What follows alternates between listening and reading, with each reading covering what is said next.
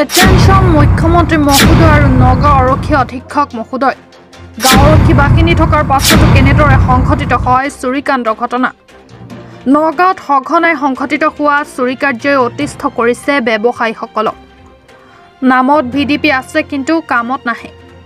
নিশা নাথাকে গাঁও আৰক্ষী বাহিনীৰ পহৰা।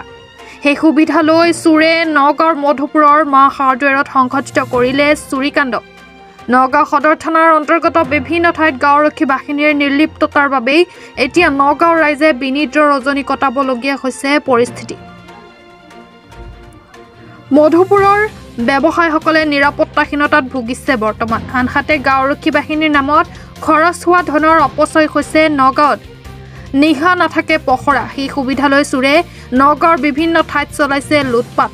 গাঁও আৰক্ষী বাহিনীৰ নামত লাখ লাখ টকাৰ মাননি এতিয়া পানীত পৰা পৰিলক্ষিত হৈছে নগাঁৱত। সঘনাই সংঘটিত হোৱা চুৰি কাৰ্যত মধুপুৰৰ ব্যৱসায়ীসকল এতিয়া ক্ষোভিত হোৱা পৰিলক্ষিত হৈছে।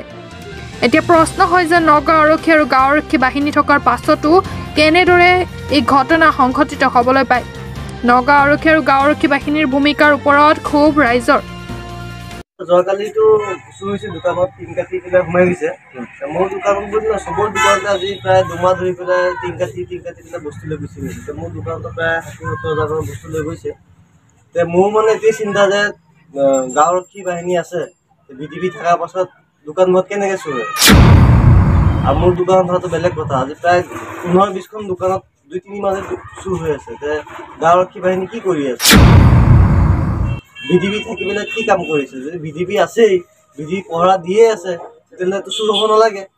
কিবা এটা আছে, আৰু ভিডিপি পহৰা দি থকা নাই, নহ'লে ভিডিপি মিলি আছে, নহ'লে চুৰ কেনেকৈ হ'ব? 1-2খন দোকান নহয়, প্ৰায় 10-15খন দোকান চুৰ হৈ আছে।